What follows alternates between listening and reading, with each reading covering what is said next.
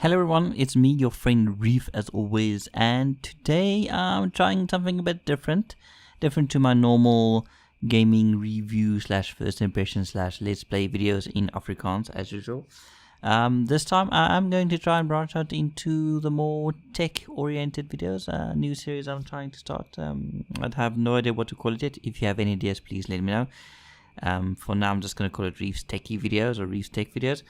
It's basically a series where I want to cover things like gaming related tech, PC tech, as well as audio visual type things like home theater, but mostly budget orientated, because I personally am not that well off. I do feel that due to some good shopping I have been luckier than some, but this is mostly out there to try and help the people out there. And yes, I know I say that now, and then I'm gonna make a video with, let's say, PC gaming like this one, and the price is gonna end up being fucking insane because yeah, thanks to all those fancy crypto miners, things are not going as planned. The GPU market is completely fucking ruined, to say the least. There is no stock of anything above, well, I'm actually surprised I found one of the cards I was looking for, but stock of cards in GPUs in South Africa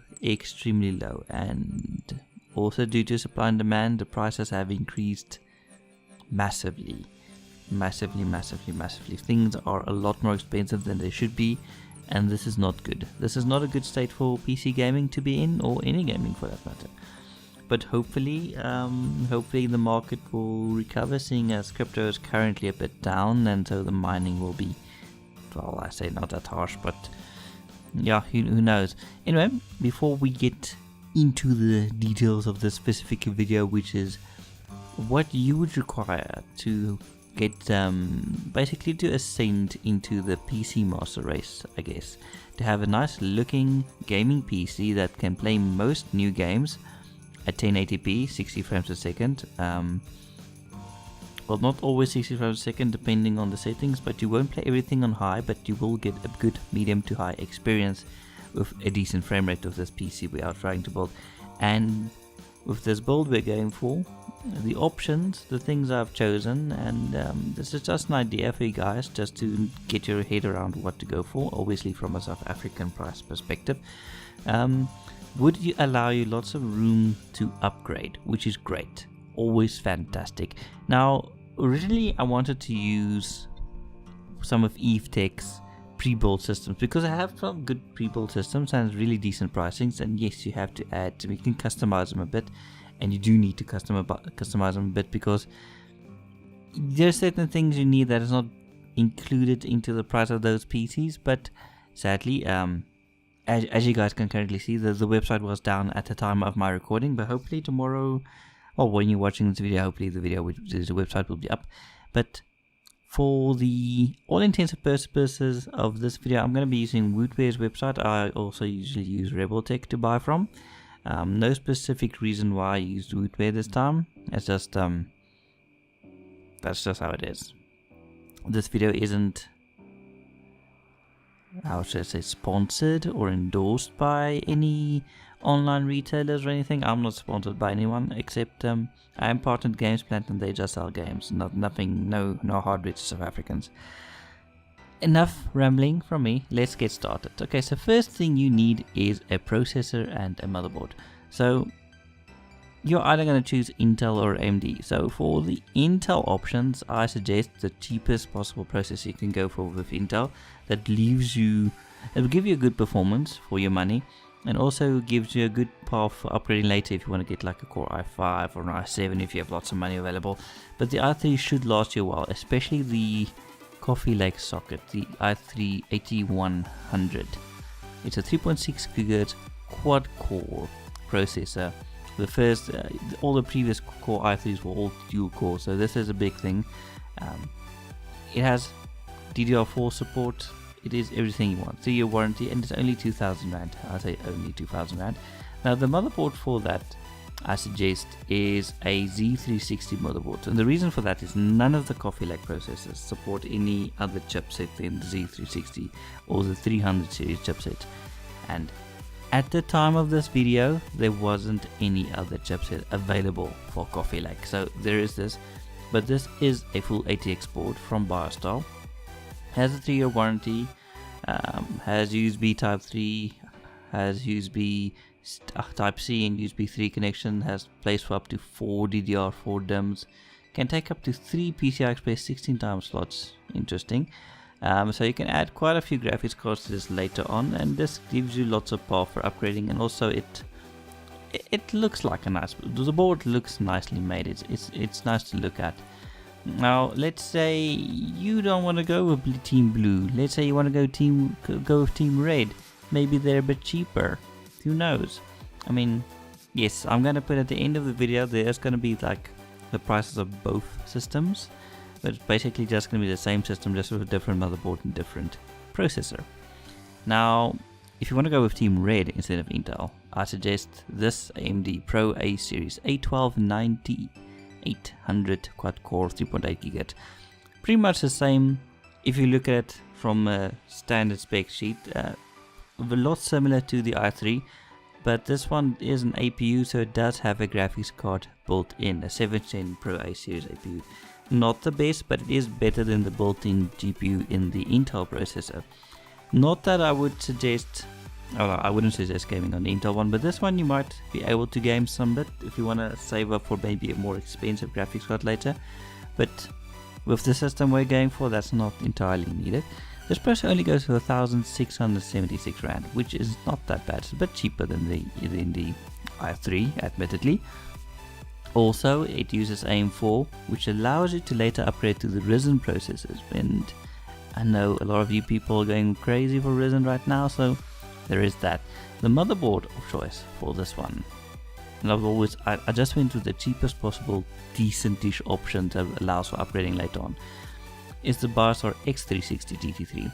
It is similar line than the one for the Intel. It has a bit less PCI Express 16x slots, but that's not really an issue because most people are going to use one GPU, not a lot of GPUs.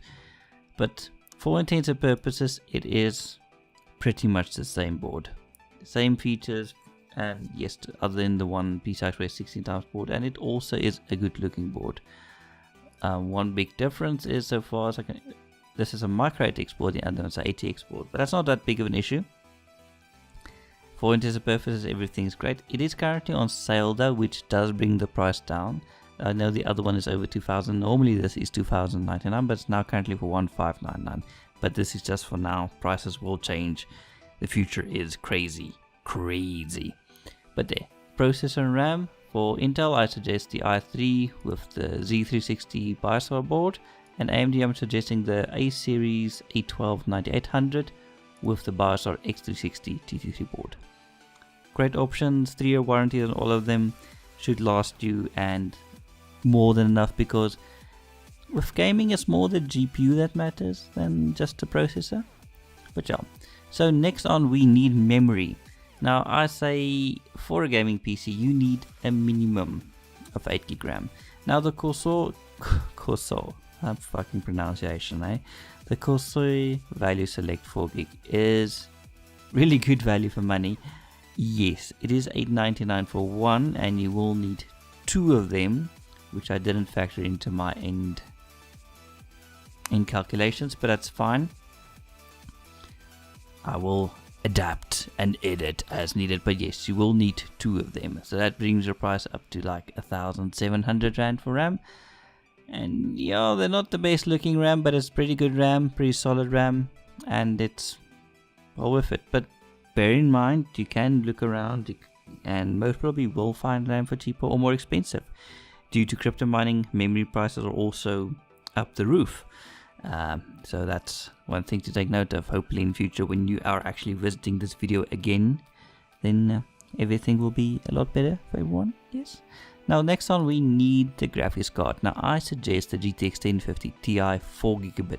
This is going to be the minimum graphics card, the smallest, cheapest graphics card you can possibly go for 1080p gaming currently. Anything smaller than this and you are going to be wasting your time and your money.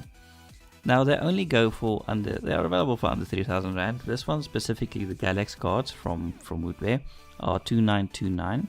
2-year warranty. It's a pretty good card. It's white though, but I don't think that's a big issue, and I don't know, I kind of like the look of it. It looks decent. It's an extreme overclocked version, and it should be fine for gaming, for whatever you want to throw at it, other than, let's say, I don't know, playing Star Citizen at 4K, because this isn't a 4K card, even though the maximum resolution does say 4K, but trust me, don't bother trying that.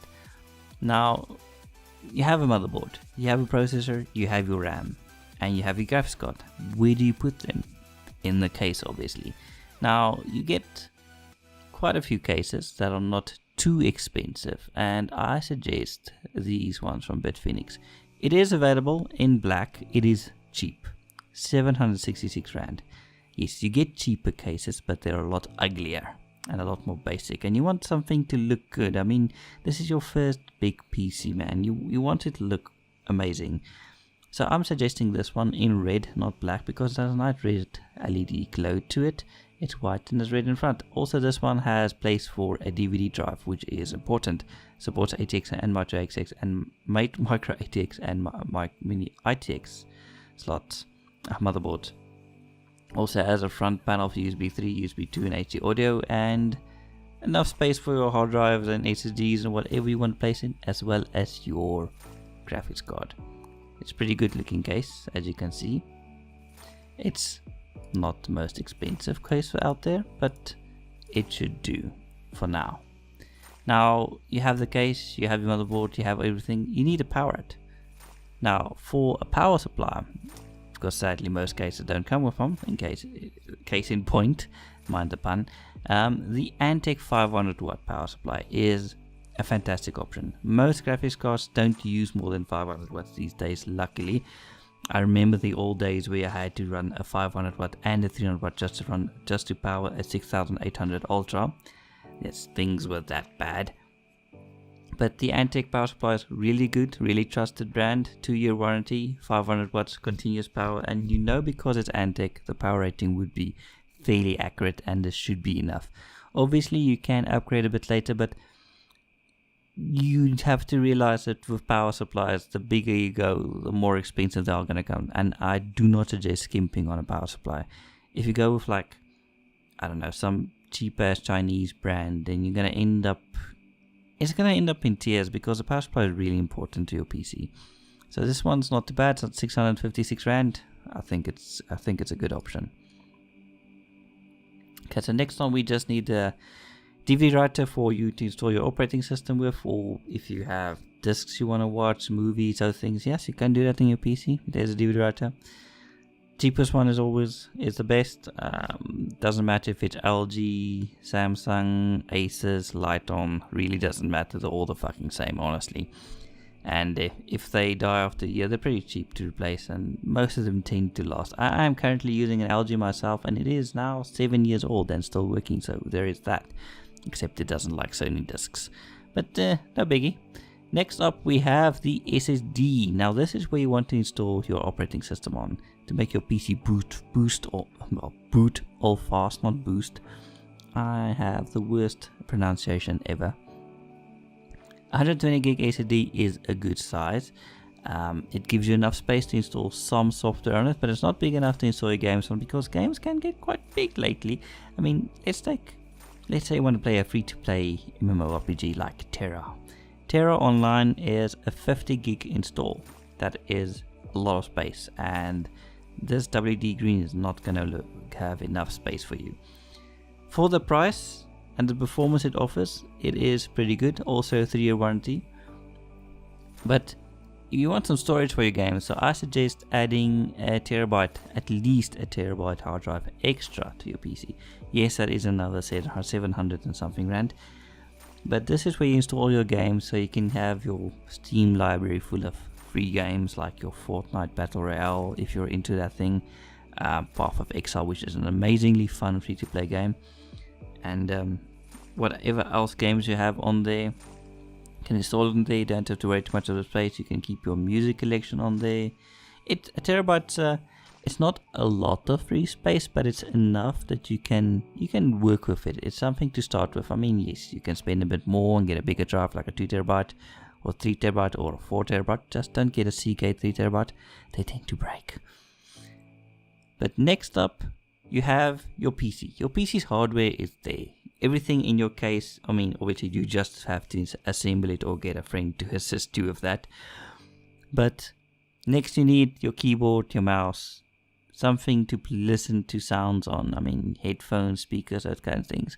Now, Woodware currently sells the Red Dragon Wave Impact 4-in-1 keyboard, mouse, headset, and mousepad combo. It's nice and red.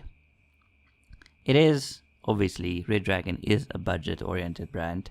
These are not the best quality things out there, I will admit. They're not going to go compete with your Logitechs, your Razers, your... what else is there? Your Cooler Masters, your Corsairs. But those things are a lot more expensive than this, and this is not badly priced.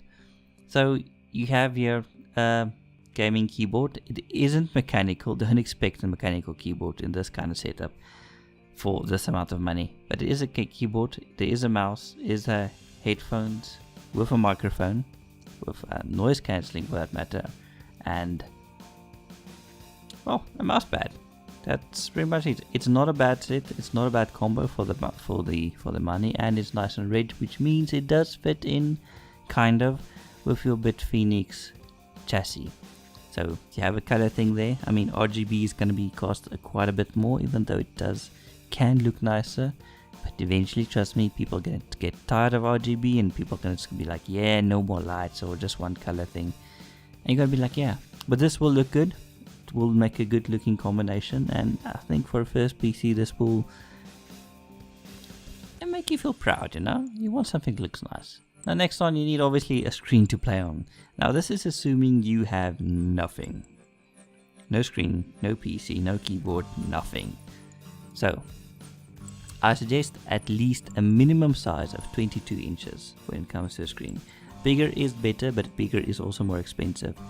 And yes, for a little bit more you can buy a television, but televisions are horrible for gaming. They have horrible input lag, and I do suggest rather you buy like a desktop monitor instead of a TV for gaming purposes on a PC.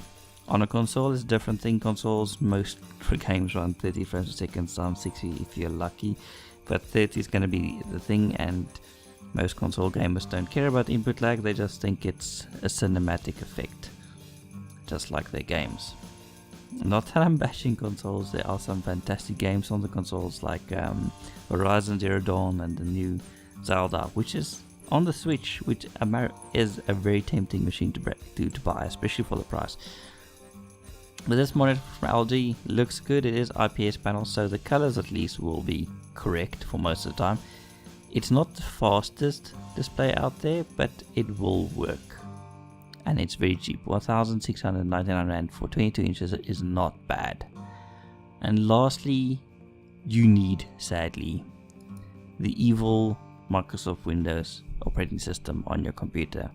Now, this is the cheapest Windows 10 option I can find at Woodware. Yes, you can probably pirate if you really want to, even though I don't suggest you do. Or you can go the Linux option, which isn't a bad option. Just keep in mind that even though Steam does support Linux, and there is over 2,600 games available on Steam that works on Linux, some of them, well, the majority of the new titles do not work on Linux, and that kind of does suck. So I'd suggest getting Windows, and Windows also allows you to, gives you more power. I mean, not power, it allows you to use more software. More software out there is made for Windows, well, user-friendly stuff. I mean, if you want to start making videos, a Windows PC is going to work a lot easier than a Linux PC, because the setup's going to be a bit easier and all that thing, but that's just semantics. But there you have it, complete PCs. Let me know which you think is going to be cheaper in the end, and if you were wondering what the current, the full price is for those PCs, well 4 gig RAM, not 8. I did mess up a bit there, I will admit. Here you are. Anyway, thanks. Let me know what you guys think of this video. If you want to see more of these type of videos, maybe one regarding like setting up a home theater system, or just something to enjoy music with on the cheap, getting into high fidelity audio maybe for not a lot of money. It is possible, and I mean for a lot of money compared to what some people are willing to spend or have spent out there, because some people are a bit crazy. I can also go into car audio or whatever. Let me know, and thank you for watching. Bye bye.